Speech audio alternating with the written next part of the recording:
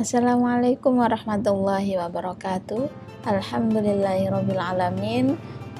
Ketemu lagi dengan mata kuliah filologi atau kajian manuskrip, yang mana pada pertemuan kali ini saya akan membahas mengenai beberapa ragam aksara yang digunakan dalam suatu manuskrip, terutama manuskrip yang ditemukan di Nusantara.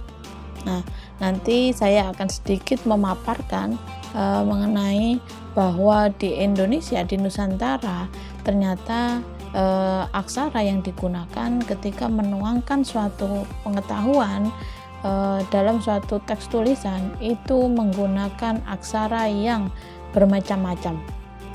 Dan ini saya rasa perlu kalian ketahui ketika kalian mengkaji terhadap suatu manuskrip.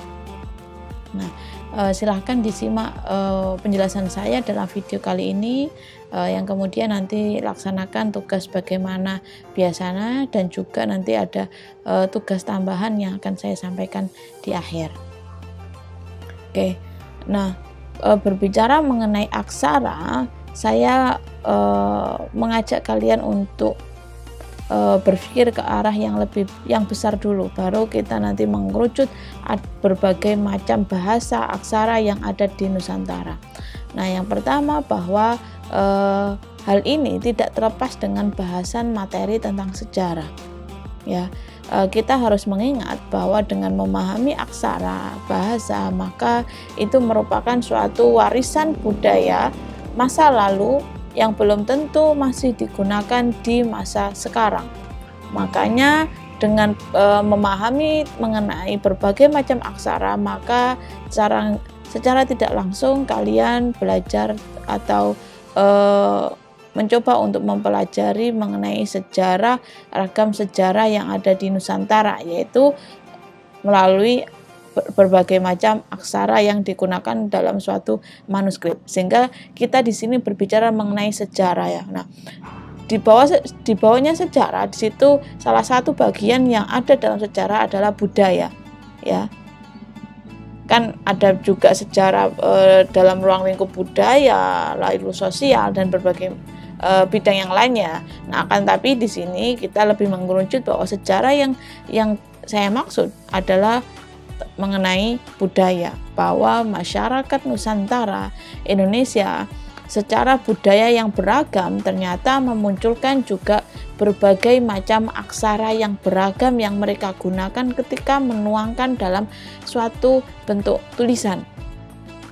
Nah, berbeda dengan masa sekarang, ya, itu kalau saya melihatnya aksara yang digunakan itu terbatas, dan seringnya menggunakan aksara yaitu aksara yang baku, yaitu aksara Latin Indonesia, ya. Nah, itu nanti kita bahas bahwa ternyata di buku-buku pada masa lalu itu tidak menggunakan aksara, tidak hanya menggunakan aksara yang menjadi aksara secara general dipahami oleh masyarakat Nusantara secara umum. Nah, akan tetapi aksara-aksara lokal, aksara-aksara di setiap daerah bisa jadi berbeda-beda. Nah, sehingga di situ mencoba untuk belajar memahami mengenai budaya masyarakat Indonesia terhadap penuangan dalam ilmu pengetahuan. Nah, di bawahnya budaya, salah satu budaya yang menjadi warisan para nenek moyang terdahulu yang bisa kita pelajari sekarang yaitu aksara itu. Bahwa ternyata masyarakat masa lampau itu mempunyai beragam aksara yang digunakan, yang mana setiap daerah mempunyai ciri khas aksara yang digunakan. Nah, dan ternyata di dalam aksara yang sama, misalkan menggunakan aksaranya adalah aksara yang berbentuk seperti Arab, ternyata itu bahasa yang digunakan berbeda-beda. Nah, di sini saya mengutip di websitenya Kemendikbud, ya, bahwa kurang lebih ada sekitar, ini penelitian yang terupdate, ya, terupdate yang saya lihat, nggak tahu juga kalau yang sekarang, nanti bisa dicek lagi. Terakhir saya lihat di website tersebut bahwa bahasa di Indonesia khususnya itu kurang lebih ada 659 bahasa. Nah, ini menunjukkan bahwa berbagai macam bahasa yang digunakan oleh masyarakat Indonesia, dan itu ternyata juga terjadi pada masa lalu yang bisa kita lihat dalam tulisan di dalam manuskrip.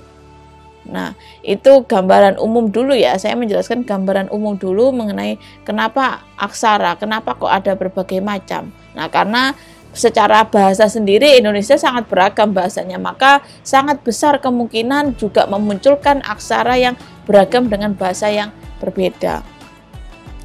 Nah, di sini saya akan memfokuskan terhadap aksara yang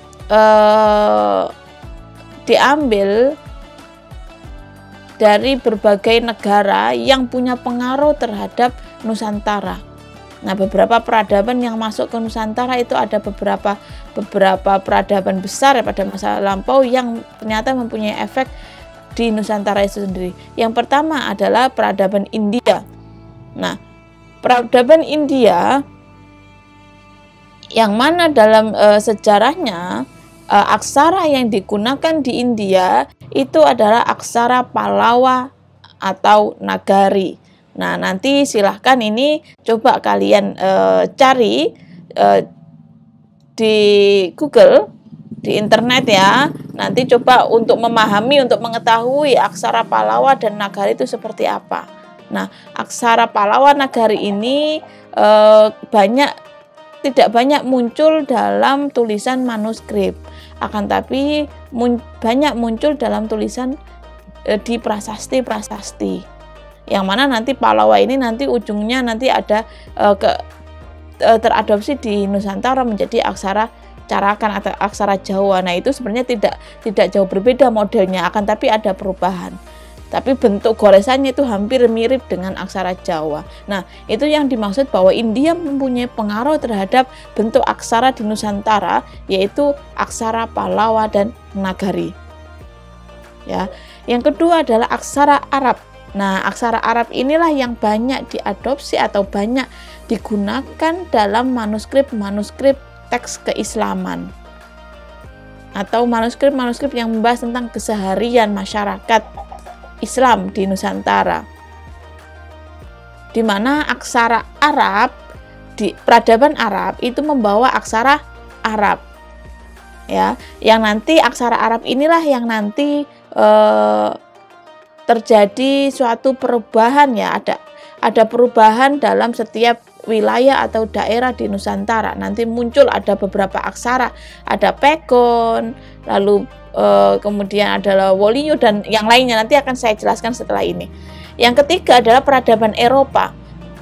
Nah, dengan adanya kolonialisme yang mengusung Gold Glory Gospel, yang mana mereka tidak hanya mengambil suatu kekayaan Nusantara untuk dibawa ke negaranya, akan tetapi juga mereka memberikan pengaruh dalam bentuk tulisan pengetahuan, yaitu Eropa yang terkenal, peradaban Eropa, yaitu dengan aksara Latin, yang mana sampai sekarang aksara Latin itu menjadi aksara yang masih digunakan oleh masyarakat Indonesia, atau mayoritas aksara Latin ini yang masih melekat dalam atau masih digunakan dalam setiap penulisan, dalam pembuatan buku itu menggunakan aksara Latin. Nah, ternyata aksara Latin ini merupakan pengaruh dari peradaban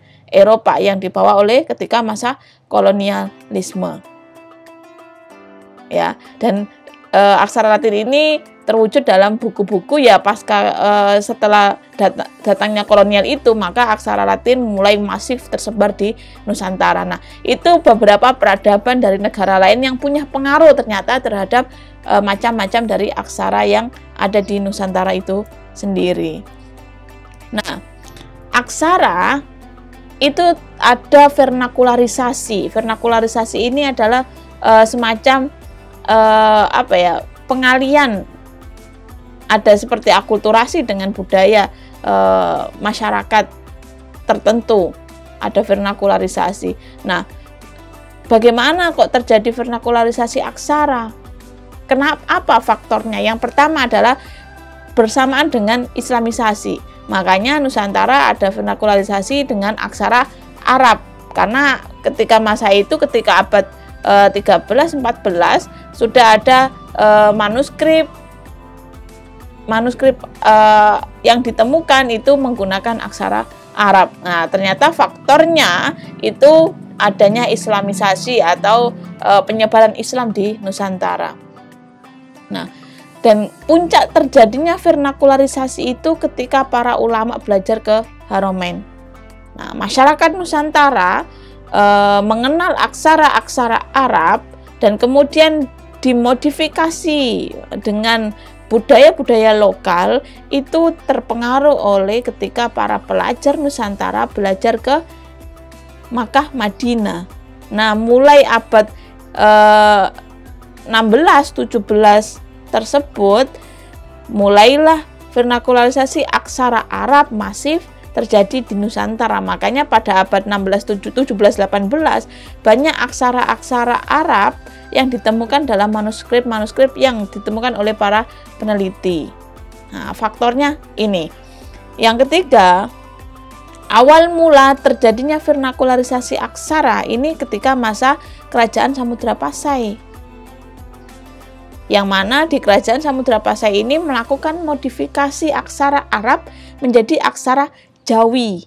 Nah, ternyata awal mula terjadinya vernakularisasi itu ketika masa Kerajaan Samudra Pasai. Nah, ini ya, itu kalau berbicara mengenai kenapa kok aksara Arab menjadi masif di Nusantara, itu apa faktor yang melatar belakangnya. 3 ini kalau bisa kalian pahami apa yang saya jelaskan. Nah, kemudian saya akan membahas mengenai beberapa macam aksara yang tersebar di Nusantara yang bisa kalian lihat dalam manuskrip-manuskrip. Yang pertama adalah aksara Jawi.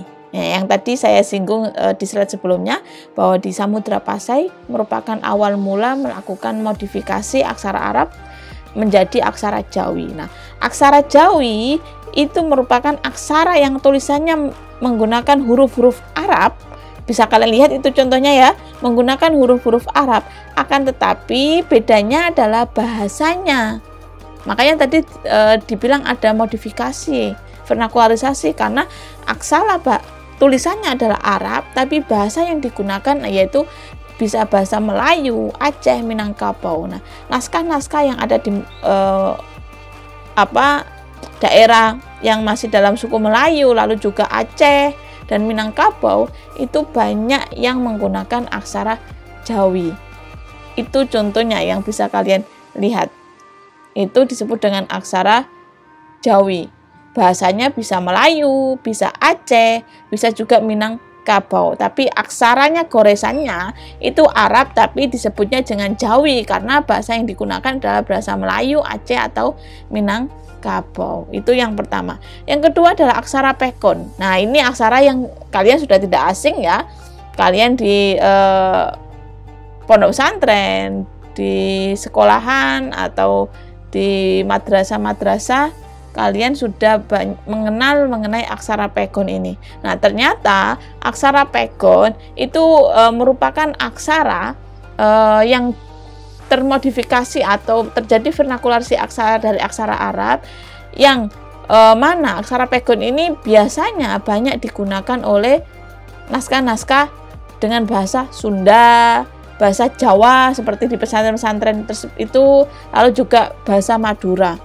Nah, biasanya tiga tempat ini atau 3 lokus Sunda, Jawa, Madura ketika menuliskan atau ditemukan suatu manuskrip, selain Arab ya, selain yang bahasa Arab asli, itu juga dengan aksara Pekon dengan bahasa lokal masing-masing daerah tersebut. Nah, itu aksara Pekon. Dan bisa kalian baca. Tulisannya hampir sama ya dengan aksara Jawi tadi ya, memang sama, akan tetapi berbeda dalam bentuk bahasa yang digunakan. Kalau Pekon ini biasanya mayoritas digunakan untuk Sunda, Jawa, dan Madura. Kemudian aksara Bugis. Nah, aksara Bugis seperti ini bentuknya. Nah, karena saya tidak bisa membaca aksara Bugis, sehingga saya tidak bisa menerangkan mengenai apa maksud dari manuskrip ini. Ya. Nah, ini aksara Bugis seperti ini. Nah, ternyata orang Nusantara terutama di daerah Bugis ketika menuangkan suatu ilmu pengetahuan dalam bentuk tulisan, mereka menggunakan aksara lokal mereka, yaitu aksara Bugis. Ya. Nah, contohnya itu. Nanti kalian mungkin yang bisa atau mau mempelajari aksara Bugis, silahkan, karena banyak sekali manuskrip-manuskrip yang menggunakan aksara Bugis. Ya, jadi perlu seorang pengkaji yang bisa membaca semua aksara yang tersebar di Nusantara. Yang kemudian berikutnya adalah aksara Buton atau biasanya disebut dengan Wolio. Nah, aksara Buton seperti ini. Terjadi vernakularisasi ya, ada percampuran dengan aksara Arab, akan tetapi kalau kalian baca itu bukan bahasa Jawa, bukan bahasa Madura, ternyata adalah di situ Buton, dari Buton naskah yang berasal dari Buton atau yang biasanya disebut dengan Wolio juga. Yang terakhir yaitu aksara Jawa, aksara Carakan. Nah, yang biasanya naskah-naskah ini banyak ditemukan di kerajaan-kerajaan, banyak memunculkan atau naskah-naskah atau manuskrip yang berkaitan tentang ajaran Hindu. Nah, itu biasanya menggunakan aksara Carakan atau aksara Jawa ini. Nah, ini bonus ya, kalau yang sebelumnya saya fokus menjelaskan vernakularisasi aksara Arab yang ada di Nusantara. Nah, tapi kita juga perlu ketahui, selain aksara-aksara tadi, ada aksara yang itu khas Nusantara yang vernakularisasinya terjadi dengan peradaban India tadi, yaitu aksara Jawa atau Carakan, dan bentuknya seperti itu. Nah, jika kalian bisa membaca aksara Jawa, nah sangat penting kalian mencoba untuk mengkaji naskah-naskah yang beraksara Carakan ini. Nah, ilmu tentang aksara itu ada namanya adalah ilmu paleografi. Nah, ada buku yang bisa menjadi rekomendasi untuk kalian, yaitu yang judulnya Indonesian Paleography karya De Casparis. Nanti bisa kalian cari di Google. Buku itu khusus membahas tentang aksara, yaitu ilmu tentang aksara atau dengan istilah ilmiahnya yaitu paleografi. Nah, itu beberapa perkenalan untuk kalian mengenai berbagai macam aksara. Nah, sekarang coba kalian di dalam resumen kalian tambahkan pencarian kalian atau gambar yang sudah kalian cari di website, baik itu di Lektur Keagamaan Kemenang yang kemarin sempat saya share juga websitenya, atau di website yang lain. Silahkan coba cantumkan satu tulisan yang itu memuat aksara, entah itu Pegon, entah itu Jawi, entah itu Buton, entah itu Bugis atau Carakan. Nah, kemudian coba kalian tuliskan ulang, atau isinya itu apa, bacanya halaman lembar yang kalian ambil itu apa bacanya. Nah, ambil tulis ulang 5 baris saja, 5 baris pertama dari naskah tersebut, halaman manuskrip tersebut. Nah, itu coba ditulis ulang. Apa tulisan itu bacanya seperti apa? Apakah itu aksara Pegon, aksara Jawi, atau aksara yang lainnya tadi? Oke, itu dari saya materi dalam pertemuan kali ini. Semoga memberikan manfaat untuk kalian mengenai pengetahuan tentang berbagai macam aksara di Nusantara. Ketemu lagi di materi di minggu depan. Terima kasih. Wassalamualaikum warahmatullahi wabarakatuh.